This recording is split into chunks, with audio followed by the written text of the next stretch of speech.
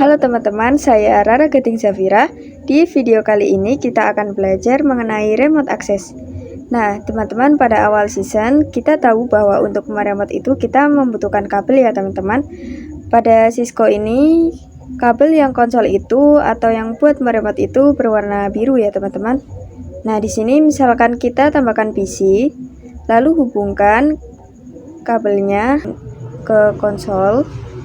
Nah, ini adalah port serial dari komputer ya, teman-teman. Nah, di sini kita masuk pada router, lalu ke tab CLI, dan di sini kita konfigurasikan. Untuk tab CLI ini hanya ada di Cisco ya, teman-teman, tidak ada di real device. Dan untuk meremotnya langsung saja kita buka PC, lalu desktop, kita klik New Terminal. Di sini kita bisa konfigurasi ya, teman-teman. Misalkan kita ketik N, kemudian Global Configuration, dan lainnya. Nah, itu adalah untuk meremote ya, teman-teman. Nah, di sini yang jadi masalahnya itu adalah kabel konsolnya. Tidak panjang ya, teman-teman. Panjangnya cuma sekitar 3 meter atau 1 meter untuk kabel konsolnya. Dan di sini untuk solusinya itu ada yang namanya Telnet dan SSH. Agar bisa meremote dimanapun dan kapanpun ya teman-teman. Nah, misalkan di sini PC ini kan jauh ke switch maupun ke routernya. Nah, teman-teman bisa pakai solusinya yaitu antara Telnet dan SSH untuk meremotenya. Di sini kita konfigurasi switchnya agar bisa meremote. Dan untuk meremote kita juga butuh yang namanya internet, router ataupun switch ya, yaitu yang terhubung ke internet.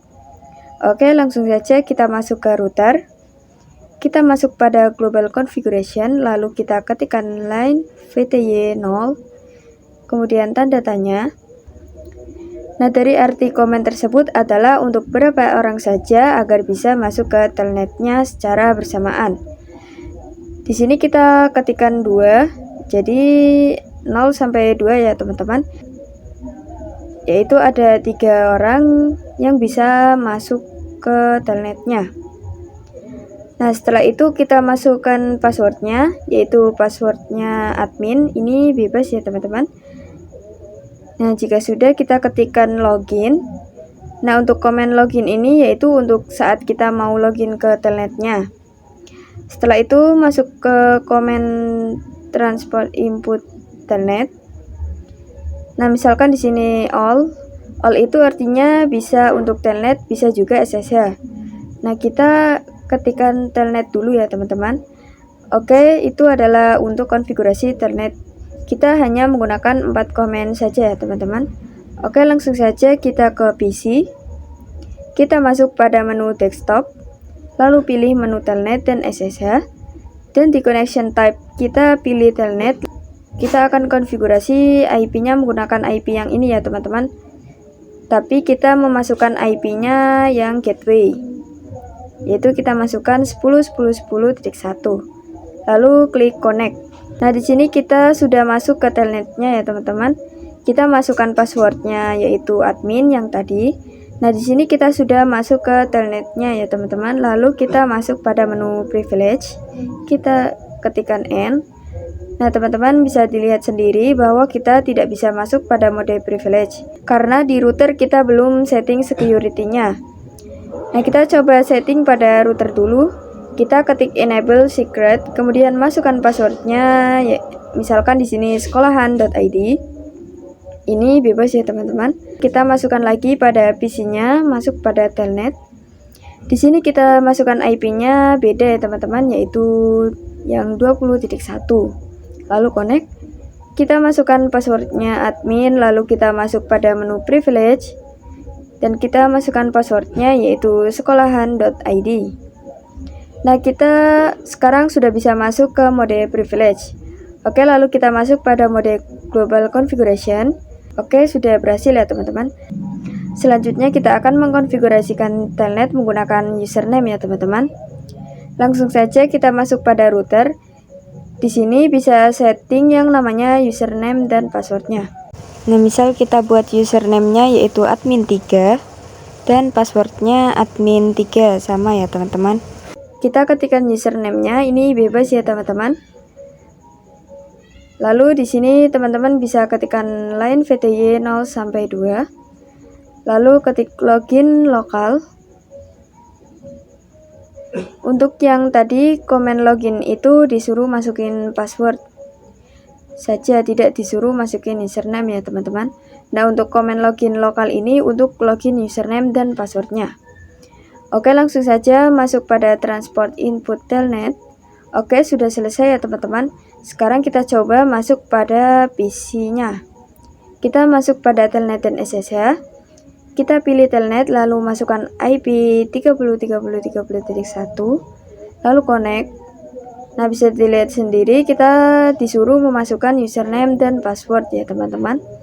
Di sini kita masukkan username-nya admin3 dan passwordnya admin3. Lalu kita masuk pada mode privilege. Kita masukkan passwordnya sekolahan.id. Sekarang kita sudah masuk ke mode privilege ya teman-teman. Jadi begitu cara untuk mengkonfigurasi dengan menggunakan username. Lalu kita akan mencoba mengkonfigurasi yang SSH. Langsung saja kita masuk pada router. Untuk mengkonfigurasi SSH kita butuh yang namanya key. Karena SSH ini adalah secure. Jadi komennya yaitu crypto key generate RSA. Nah, di sini kita dikasih tahu bahwa kita disuruh ganti hostname-nya ya teman-teman. Jangan pakai yang router karena router sudah banyak yang pakai. Oke, langsung saja kita ganti. Misalkan di sini hostname-nya itu sekolahan. Lalu kita ketikkan crypto key generate RSA. Dan di sini kita dikasih tahu lagi, kita disuruh bikin domainnya ya teman-teman, agar bisa mendapatkan kuncinya. Jadi sebelum kita masukkan komen crypto, kita setting dulu hostname-nya dan juga domainnya. Langsung saja kita masuk konfigurasi IP domainnya. Misalkan di sini sekolahan.id.com. Oke, sudah, lalu kita ketikkan crypto key generate RSA. Nah, di sini kita masukkan yang how many ini ya teman-teman. Untuk by default ini kita disarankan untuk memakai yang 1024. Jadi begitu ya teman-teman. Selanjutnya kita konfigurasi transport inputnya. Di sini kita ketikkan line VTY 0 sampai 2. Oke, di sini ganti transport inputnya menjadi SSH. Lalu kita masuk ke PC-nya. Misalkan di sini kita menggunakan PC 10 ya teman-teman.